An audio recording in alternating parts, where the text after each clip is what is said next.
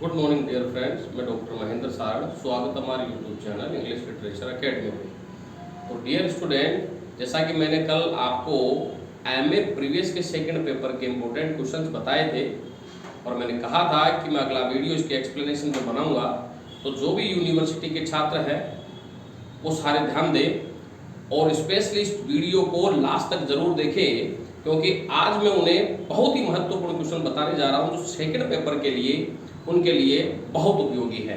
तो जो भी छात्र एमजेएस यूनिवर्सिटी से, एमडीएस यूनिवर्सिटी से और पंडित दीनदयाल यूनिवर्सिटी से, राजस्थान यूनिवर्सिटी से, मत्स्य यूनिवर्सिटी से, ब्रज यूनिवर्सिटी और शेखावाटी यूनिवर्सिटी से हैं, वो विशेष रूप से ध्यान दें, क्योंकि मैंने पहले ही समझा दिया है कि ये बच्चे कंफ्यूज न रहे, क्योंकि सबके कंटेंट एक ही है, लेकिन किसी का सेकंड थर्ड फोर्थ पेपर का ऐसा होता है, लेकिन उस पर दिक्कत नहीं आएगी। जो मैं बता रहा हूं वो इन सभी के छात्रों के लिए बहुत इंपॉर्टेंट है। हालांकि मैं जैसे पंडित दीनदयाल के, शेखावाटी के या इसके ब्रज यूनिवर्सिटी के एग्जाम स्टार्ट होंगे, मैं उन्हें भी इन चीजों के बारे में बहुत अच्छे तरीके से एक्सप्लेन करूंगा, लेकिन स्पेशली अभी आरयू के जो छात्र हैं वो इसे स्पेशली रूप से देखें। तो मैं एमए प्रीवियस के सेकंड पेपर के आज मोस्ट क्वेश्चन बताने जा रहा हूं जो एक्सप्लेनेशन से रिलेटेड है, जैसा कि मैंने कल बताया था। तो आप विशेष रूप से इसको ध्यान दें और सुने। तो देखिए, एमए प्रीवियस का सेकंड पेपर हमारा 8 तारीख को होने जा रहा है, जिसकी मैं कंप्लीट इंपोर्टेंट एक्सप्लेनेशन आपको बता रहा हूं। देखो, डन और बेकर में से एक्सप्लेनेशन आएगी। मैंने पहले बता दिया है कि आपके 8 एक्सप्लेनेशन आएगी, 8 में से 4 करनी है, 5 नंबर एक की निर्धारित है, 20 नंबर की ये कंपलसरी है करना। आपको हर सेक्शन में से एक क्वेश्चन करना अनिवार्य है। तो आपके बेकर में से और डन में से एक्सप्लेनेशन आएगी। अगर मैं जॉर्डन की कविता की बात करूं, दर्फली, तो इसमें देखो मैंने आउटलाइन दी है, ये 2 आउटलाइन आप नोट कर लीजिएगा। और स्टेट 3 लीव्स से लेकर के मैरिज टेम्पल्स और क्रूअल एंड सडन, फिर इट शट फ्रॉम दी, ये आउटलाइन दी है मैंने दर्फली की। आप मैच कर लीजिएगा, ऑनलाइन एक पोएम निकाल लीजिएगा और ऑनलाइन देखिएगा, इनको मिला करके आपको ये दोनों स्टंजा मिल जाएंगे। दर्फली में से दोनों स्टंजा आएंगे, द रेलिको में भी 2 स्टंजा है आपके। इफ दिस फॉल इन से लेके मैरी मैग्डालिन और विच नेटोर से लेकर के मिरेकल शी वाज, ये 2 स्टंजा है। आप रेलिको पोएम निकाल करके इन्हें देखें और इनको ध्यान से पढ़ें, क्योंकि ये सारी की सारी बहुत इंपॉर्टेंट है। ये स्पेशली मेरे अकॉर्डिंग पॉसिबल है कि आपके एग्जाम में आने की पूरी संभावना है। अगर मैं द कैनोनाइजेशन की बात करता हूं तो इसमें से भी आपके एक्सप्लेनेशन आएगी।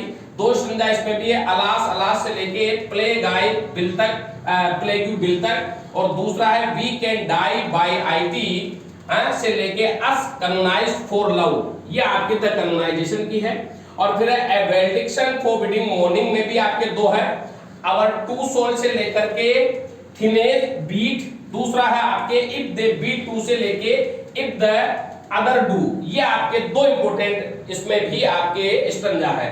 और वेलेडिक्शन ऑफ विपिंग में भी 2 स्टंजा है।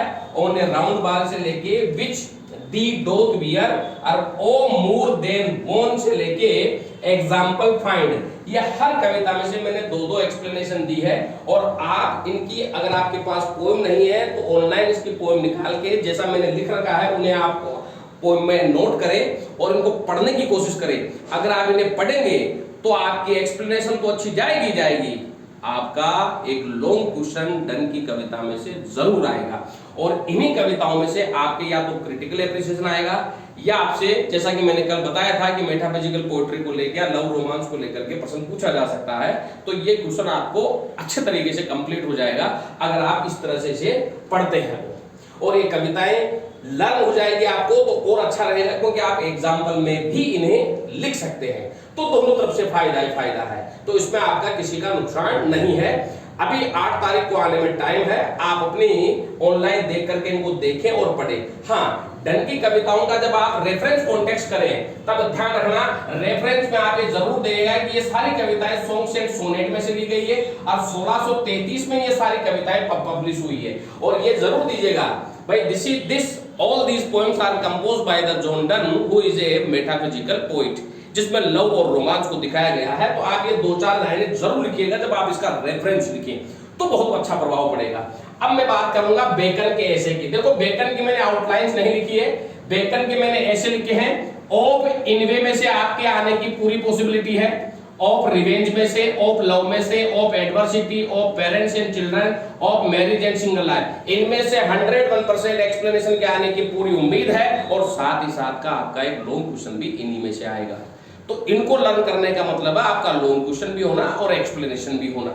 और एक्सप्लेनेशन के लिए मैंने आपको बता दिया है, आपको 5 पॉइंट करना है। रेफरेंस लिखना है, रेफरेंस के बाद में आपको कॉन्टेक्स्ट करना है, कॉन्टेक्स्ट के बाद में आपको एक्सप्लेनेशन करनी है, एक्सप्लेनेशन के बाद में आपको डिफिकल्ट वर्ड करने हैं और डिफिकल्ट वर्ड के बाद में आपको क्रिटिकल नोट करना है। क्रिटिकल नोट में इसकी स्टाइल क्या है, थीम क्या है, फिगर ऑफ स्पीच क्या है, इसमें इमेजनरी क्या है, ब्यूटी क्या है, ये सारी चीजें आप इसमें लिखने का प्रयास करोगे और एक अच्छी एक्सप्लेनेशन आप करके दिखाओगे। और यही आपके फ्रांसिस बेकन के हैं। फ्रांसिस बेकन के जो ऐसे हैं वो सारे सामाजिकवाद पर, परिवारवाद पे बने हुए ऐसे हैं और सभी में एक सामाजिक संदेश दिया गया है। तो आप ये चीजें जरूर इनमें अटेम्प्ट करोगे।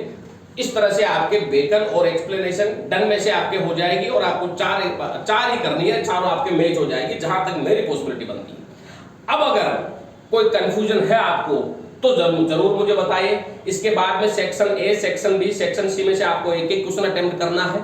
तो 3 क्वेश्चन हो गए, एक क्वेश्चन आपका एक्सप्लेनेशन का हो गया और एक क्वेश्चन आप अपनी मर्जी का किसी भी सेक्शन में से कोई सा भी क्वेश्चन कर सकते हो। तो मैं यहां पर ये कहना चाहूंगा कि आप सेक्शन ए में टेम्पेस्ट या डॉक्टर फस्टस या किंग लियर को लर्न कर लीजिए।